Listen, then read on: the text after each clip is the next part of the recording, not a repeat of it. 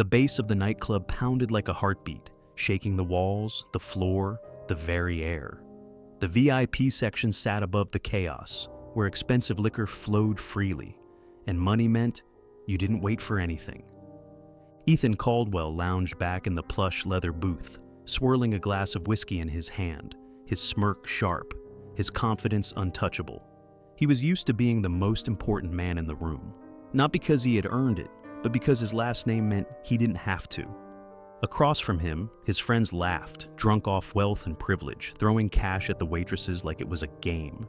Ethan didn't even look at the money he tossed. It didn't matter to him. His gaze, however, landed on the old man near the entrance, the security guard. The guy stood apart from the rest, broad-shouldered, weathered but not weak, his presence commanding without a single word spoken. His arms were thick with old muscle, his posture rigid, disciplined, his gray hair cropped short like he still belonged on a battlefield. The patch on his sleeve said everything: U.S. Army, Special Forces insignia, a man who had fought for something bigger than himself. Ethan nudged his friend, nodding toward the guard. "What do you think? $5 says he was just a paper pusher." His friend, a trust fund brat named Ryan, chuckled. "Nah, $10 says he's one of those PTSD cases. Probably jumps if you drop a fork." Ethan grinned, leaning back. "Let's find out.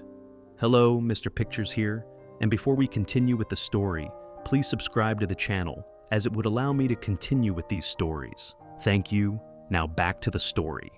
He pushed up from the booth, swaggering toward the entrance like he owned the place. The crowd parted for him, like they always did. The security guard, Jack Grizz Walker, didn't move, didn't blink. He had been watching the entire club like a predator keeping an eye on his surroundings. Ethan liked the challenge. "You lost, old man?" Ethan grinned, stopping right in front of him. "Or you just here for the nostalgia?" Grizz didn't react. He simply watched, his eyes steady, calculating. Ethan clicked his tongue. "Bet you used to be someone, huh?" He took a sip of his drink, smirking. "Used to have people listening to you, respecting you. And now, you're checking IDs at a club?" His friends laughed loudly. Grizz didn't flinch. "You need something?" Ethan chuckled. "Yeah, I need you to get out of the way of people that actually matter." The words hung between them. Grizz didn't say a word, didn't blink, didn't react the way Ethan wanted him to. Instead, he leaned forward, voice low, quiet, dangerous. "I've buried men with bigger mouths than you." Ethan felt a flicker of something he didn't recognize, a cold sweat at the back of his neck. But he hid it well. He scoffed, shaking his head. "Yeah? Well, maybe you should have joined them." This time, something shifted in Grizz's eyes. Not anger, disappointment. And for some reason, that pissed Ethan off even more. Before he could say something else, one of the club managers rushed over, pulling him away, apologizing to him like he was royalty. Ethan laughed as he walked back to his booth. He had won, or so he thought. Until 3 days later, when he ran the old man over, the sound of screeching tires ripped through the night. Ethan barely registered the thud against his car, the dull impact of flesh and bone meeting cold metal. His hands tightened on the steering wheel for half a second before he cursed under his breath, slamming on the brakes. His heart hammered in his chest, adrenaline spiking through his veins. The streetlights flickered above, casting a pale glow on the motionless body lying in the road. Ethan stared through the windshield, and then he saw the face, Grizz. For the first time in his entire life, Ethan felt a real chill crawl down his spine. People were running toward the scene, shouting. He could hear the distant wail of sirens approaching. He had a choice. Get out. Help! Face it or dash. He slammed the car into reverse, then sped off into the night.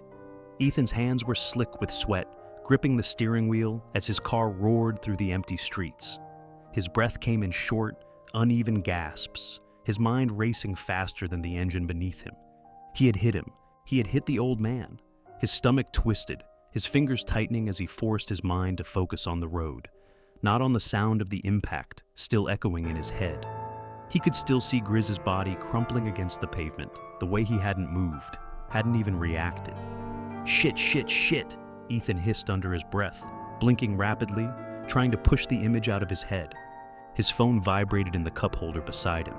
His father. Of course. Ethan reached for it, pressing the call button with shaking fingers. "Dad? What the hell did you do?"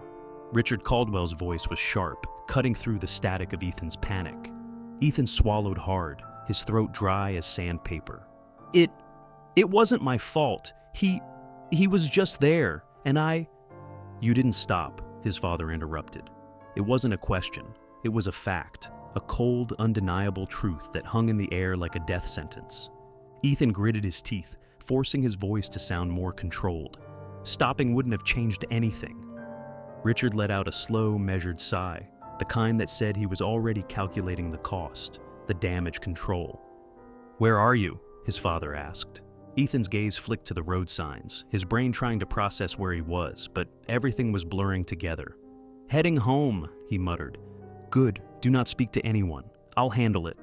The line went dead. Ethan clenched his jaw, his father's words playing over and over in his head. "I'll handle it." That was how it had always been. His father had cleaned up every mess, made every problem disappear. Why would this be any different? By the time Ethan pulled into the driveway of his family's massive estate, the security gate was already open. His father's men were waiting. No flashing lights, no police, just control. Ethan stepped out, his legs unsteady, his pulse still hammering. The mansion loomed above him, a monument to power, wealth, and untouchability. His father stood at the entrance, his tailored suit impeccable, his expression unreadable. Richard Caldwell didn't waste time with pleasantries. He looked Ethan over, his gaze cold, assessing. "How bad?" Richard asked. Ethan let out a shaky breath. He wasn't moving. His father didn't even flinch. "Good." Ethan blinked. "Good?" Richard turned, walking inside. "That means the lawyers have more room to maneuver." Ethan followed, his stomach twisting. "So what's the plan?" His father stopped at the large marble kitchen island, pouring himself a glass of whiskey. He didn't offer Ethan one. "The plan is simple," Richard said, his voice even. "This never happened." Ethan's fingers curled into fists. "You can't just..." Richard turned, his eyes sharp. "I can and I will." He took a slow sip of his drink, then set it down. "The footage is already being handled. The press won't touch it. The police will be compensated." He exhaled. "By morning, it will be like nothing ever happened." Ethan should have felt relief. Instead, he felt suffocated. Because for the first time, he wasn't sure if his father could actually bury this. Not when the man he hit was a veteran, not when the world was watching, and not when the next morning, the news still broke. Ethan was halfway through his third cup of coffee when his father's voice cut through the silence like a blade. "Get in here, now." Ethan entered his father's office, his stomach twisting into knots. The room smelled of expensive leather and old money, the walls lined with awards and plaques that meant nothing to Ethan. Richard Caldwell was standing in front of the TV, the news playing behind him. And there it was, the headline. "Billionaire's son linked to hit and run involving war veteran." Ethan's chest tightened. How the hell did this get out? His father's glare could have cut steel. "Because the man you hit?" He gestured to the screen, where a photo of Sergeant Jack Grizz's Walker filled the frame. "He isn't just some nobody." The news anchor was speaking, her voice calm, but heavy with the weight of the words. "Sergeant Jack Walker, a decorated Special Forces veteran, was struck in a hit-and-run accident last night. Sources confirm that the vehicle involved is registered to billionaire Richard Caldwell's son, Ethan Caldwell." Ethan's skin went cold. This wasn't supposed to happen. His father picked up the remote, muting the TV, then turned to Ethan. "Do you have any idea how much damage this does to us?" Ethan swallowed. I thought you said you'd handle it." His father's jaw clenched. "I did. But someone wants this to be public." Ethan exhaled, running a hand through his hair. "So what now?" Richard's eyes darkened. "Now?" He let out a slow breath, rubbing his temples. "Now, you go to court." Ethan's head snapped up. "What?" "You're being charged. Reckless endangerment, hit and run. They want you to stand trial." Ethan felt like the air had been sucked from the room. "Are you kidding me? You're actually letting this happen?" Richard stepped closer, lowering his voice. Listen to me, and listen carefully. I don't lose." His voice was sharp, clipped, full of steel and certainty. "We'll fight this. We'll win." Ethan's pulse was hammering, his thoughts racing. "And if we don't?"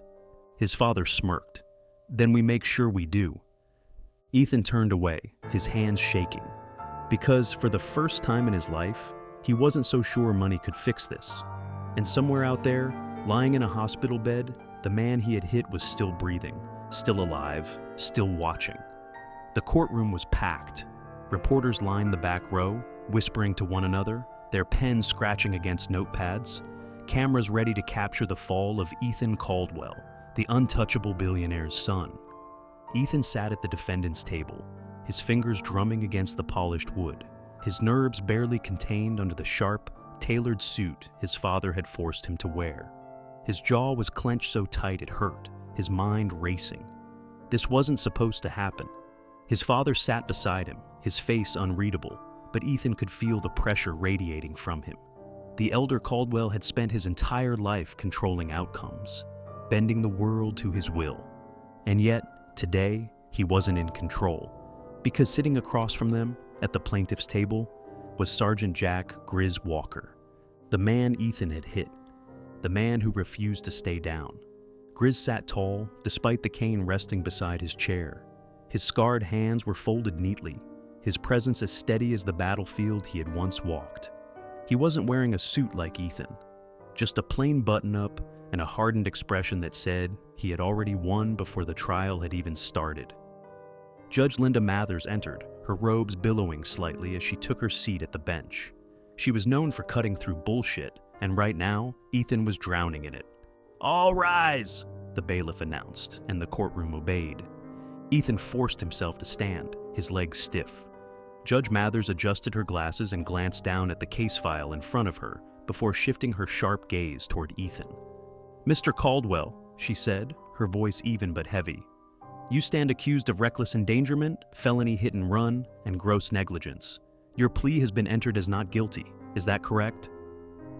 Ethan swallowed. His lawyer, Harris, cleared his throat. "Yes, Your Honor." Judge Mathers nodded and turned to the prosecution. A sharp-looking woman in her 40s stood up. Amanda Royce, a prosecutor with a history of taking down powerful men. "Your Honor, the facts of this case are simple. Mr. Caldwell struck Sergeant Walker with his vehicle, failed to render aid, and fled the scene. It was only through the quick response of bystanders that the victim survived. She stepped forward, her expression neutral but full of quiet authority. We have security footage, witness testimony, and the defendant's own words on record, mocking the victim days before the incident." The jury shifted uncomfortably. Ethan felt a cold sweat creep along his back. He had never been on this side of the room before. He had always been in control, always had people to fix his mistakes. But no one was fixing this. His father leaned in slightly, his voice just a breath against Ethan's ear. "Relax," he murmured. "We've bought bigger verdicts than this." Ethan nodded slowly, forcing himself to believe it. Then, Royce turned toward Grizz. "Sergeant Walker," she said, her voice softer now, "can you tell the court what you remember about the night of the incident?" Grizz shifted slightly, adjusting his leg, but his voice was steady. "I remember the sound of an engine." Ethan stiffened. "I remember the way the headlights blurred just before the impact." Grizz's voice didn't waver, but the room felt like it stopped breathing. "I remember lying on the pavement, staring up at the sky, wondering if that was it." His gaze moved, locking onto Ethan. "And I remember seeing him, laughing." A hush fell over the courtroom. Ethan's stomach twisted. "Objection," Harris said, standing. "That's conjecture." Judge Mathers raised an eyebrow. "Overruled." Harris sat back down, muttering under his breath. Grizz leaned forward slightly, his stare like iron.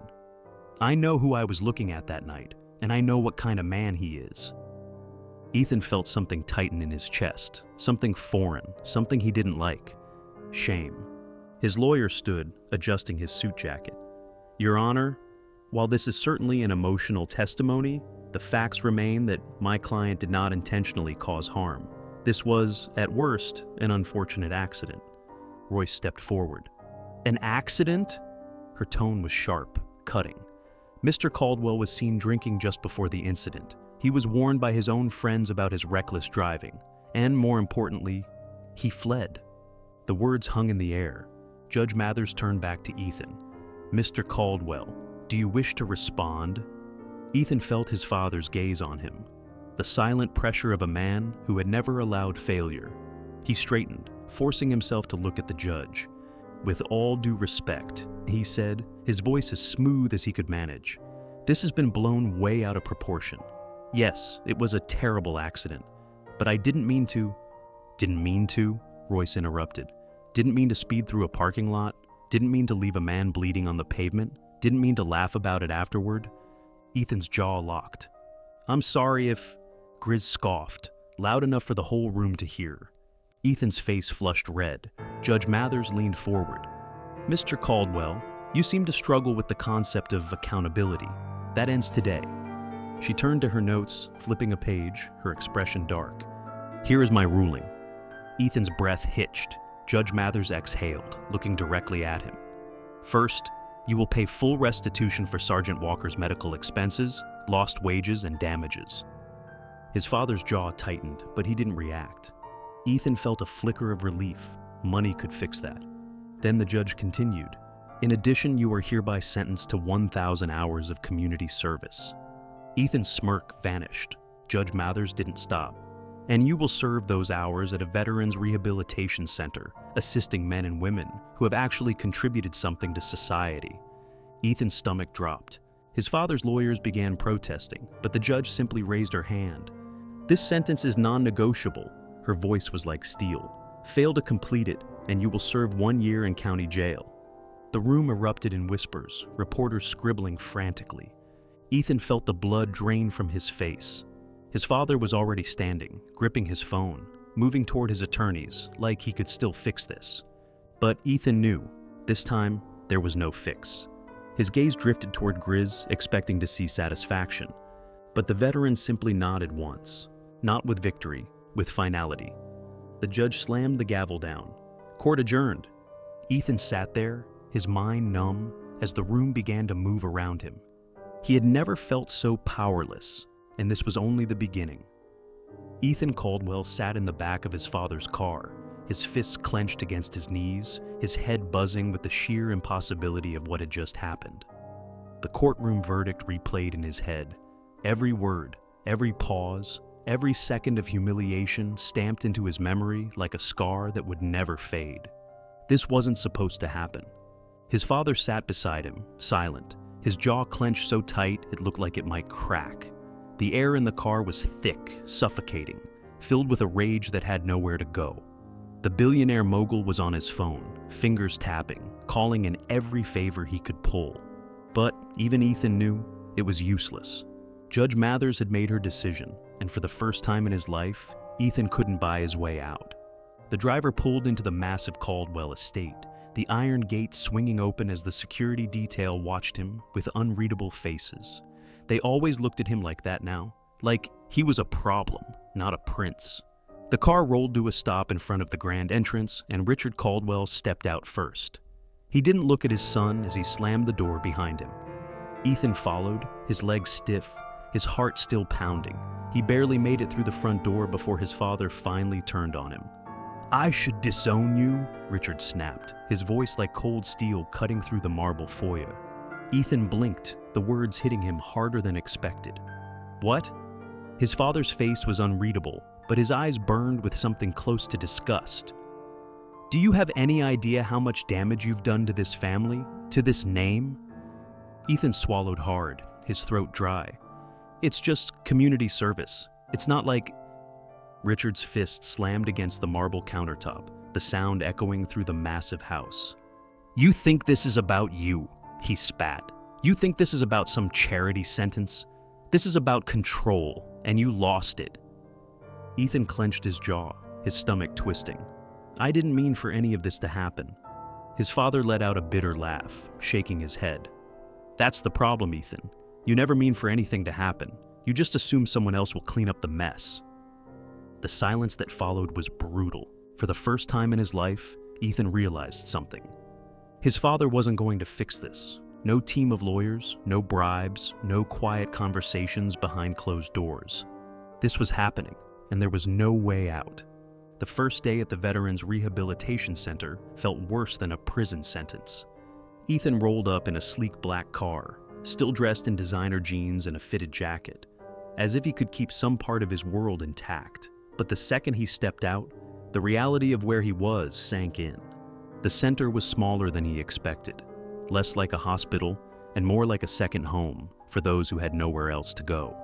The smell of disinfectant and old coffee hung in the air, mixed with something heavier, the weight of time, of war, of things Ethan couldn't understand. A sharp voice cut through the air. "You're late." Ethan turned, his usual arrogance flickering in his eyes before he even registered who was speaking. And there he was, Sergeant Jack Grizz Walker, the man he had hit, the man who refused to disappear.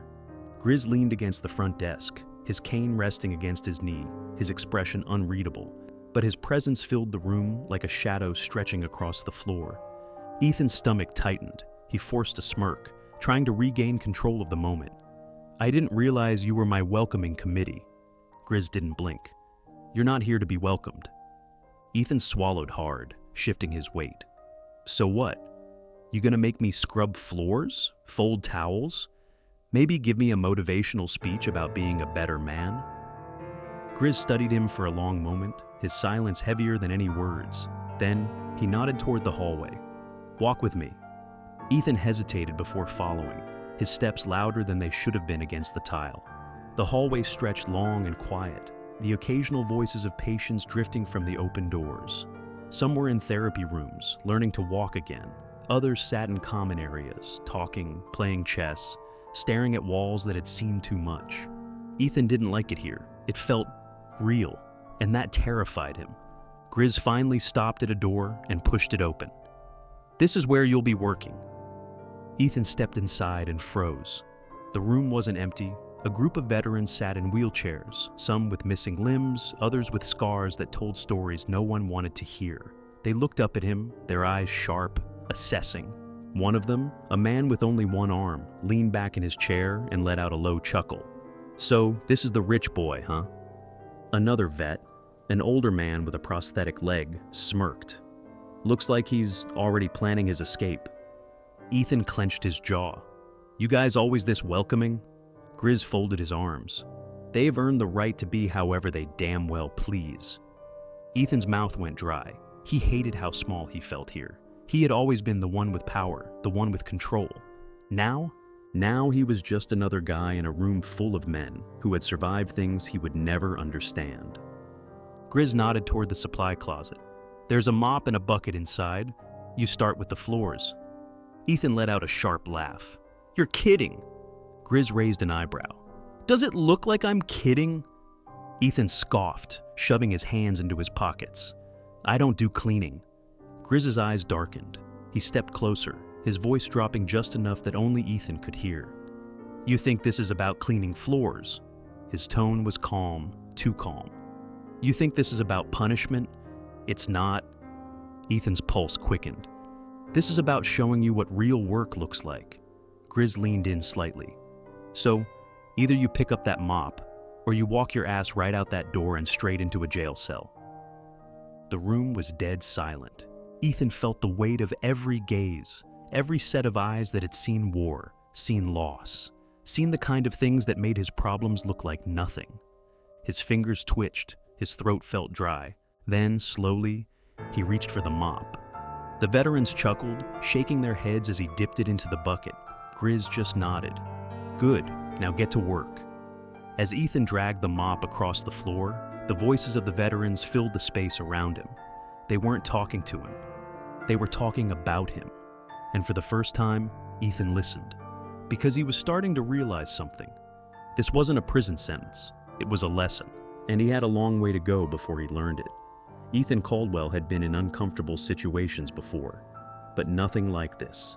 His father had thrown him into corporate boardrooms filled with sharks, had made him speak at events he knew nothing about, had forced him to shake hands with men who could make or break entire industries. But here, in the Veterans Rehabilitation Center, none of that mattered. No one cared about his father's wealth. No one cared about his last name, his cars, his designer suits, or the money he had never worked for. Here, he was just a kid with a mop, and they made sure he knew it. The first week had been hell. The veterans never let him off easy. They watched him like a hawk, always waiting for him to crack, to break under the weight of work he had never done before. Every time he dragged the mop across the floor, every time he lifted something heavier than he was used to, they had something to say. Better posture, moneybags. You look like you've never done a hard day's work in your life. Try putting some muscle into it, rich boy. What, afraid of a little dirt? Damn, I think the mop is working harder than he is. The worst part was, he couldn't say anything back.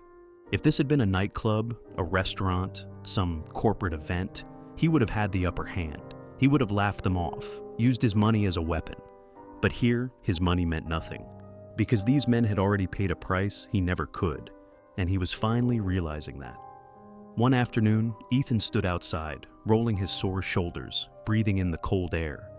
His back ached, his hands were raw from lifting, and the muscles in his arms throbbed from scrubbing floors, moving chairs, doing the kind of work he had once laughed at. Now, he wasn't laughing. Grizz approached from the side, walking with his usual steady limp, his cane tapping lightly against the pavement. Ethan sighed, running a hand through his hair. What now? You gonna tell me my mop technique is off? Grizz smirked, but his eyes were sharp. Nah, you finally figured that part out. Ethan huffed a small laugh, shaking his head. Guess that's progress. Grizz leaned against the railing, watching him carefully. You starting to get it yet? Ethan glanced at him, frowning. Get what? Grizz gestured toward the rehab center, where the veterans were gathered inside, talking, laughing, playing chess, living despite everything they had lost. You came in here thinking this was punishment, Grizz said, that we were here to knock you down, humble you. Ethan swallowed hard, but he didn't argue. Grizz continued. But this ain't about knocking you down, kid. It's about showing you what real strength looks like. Ethan looked away, clenching his jaw. He wanted to say something smart, something that would put the balance of power back in his hands. But he had nothing. Because deep down, he knew Grizz was right. The veterans had been through real pain, real battles, and yet they still got up every morning, fought through their pain, helped each other, laughed, lived. What had Ethan ever done?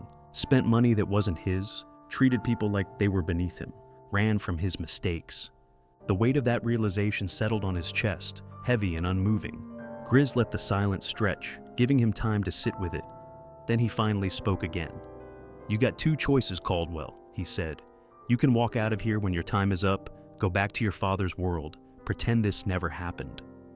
Ethan stared ahead, his throat dry. And the other choice? Grizz tilted his head. You actually learned something. Ethan let out a slow breath. He had spent his whole life thinking he was untouchable, but this place had broken him down, stripped away everything he thought made him powerful. And now he wasn't sure who he was anymore. Maybe that was a good thing. Maybe that was the whole damn point. Grizz clapped him on the shoulder before walking back inside. Ethan stayed outside a little longer, staring at the horizon. For the first time in his life, he wanted to be better. Not for his father, not for the cameras, not for the reputation that once protected him. For himself. And maybe, just maybe, for them. Weeks passed and something changed. Ethan no longer dragged his feet through his work. He stopped waiting for the hours to tick by. He started listening. The veterans still gave him hell, but something about it was different now. It wasn't just about knocking the arrogance out of him anymore. It was about pulling something better out of him. One evening, as Ethan was stacking chairs, wiping down tables, Reed, the Marine veteran with the prosthetic leg, leaned back and smirked. Damn, he muttered. Kid actually works now. Danny, the combat medic, grinned. Who would have thought? Ethan smirked, shaking his head. Yeah, laugh it up. Reed studied him for a moment, then nodded toward the chair beside him. Sit down, moneybags. Ethan hesitated before lowering himself into the chair. Reed took a sip of his coffee. So what's next for you? Ethan frowned. What do you mean? Danny shrugged. I mean, when this community service thing is over, what are you gonna do? Go back to your rich boy life? Ethan opened his mouth, then closed it. He had no answer. Because suddenly, that life didn't seem as certain anymore. Reed smirked. "Yeah, that's what I thought." Ethan exhaled, running a hand through his hair. "I don't know, man, He trailed off, staring at the floor. Grizz, who had been standing nearby, finally spoke. "You don't have to know yet," he said. "You just gotta make sure you don't forget what you learned here." Ethan looked around the room, at the men who had changed him without even trying. For the first time, he didn't feel like a kid who was lost. He felt like a man figuring out who he was supposed to be. And maybe, just maybe, that was enough. The final day of his sentence came faster than he expected. Ethan stood at the entrance of the rehab center, his bag slung over his shoulder, staring at the doors like he wasn't sure if he should actually leave. Grizz stood beside him, arms crossed. "This isn't goodbye, you know," Grizz said. Ethan huffed a small laugh. "Feels like it." Reed wheeled up, smirking. "You're coming back, rich boy. Don't even try to pretend you won't." Ethan exhaled, shaking his head. "Yeah," he muttered. "I probably will." Grizz nodded, like he had expected that answer. Ethan turned toward the parking lot where his father's sleek black car was waiting for him. But this time, as he looked at it, he didn't feel like that was where he belonged anymore. He wasn't sure where he belonged, but he knew it wasn't there. As he walked away, the voices of the veterans followed him, not mocking, not tearing him down, but waiting to see what kind of man he would be next. Ethan had walked into this place thinking he was untouchable, but a veteran had changed everything, and he would never be the same. The end.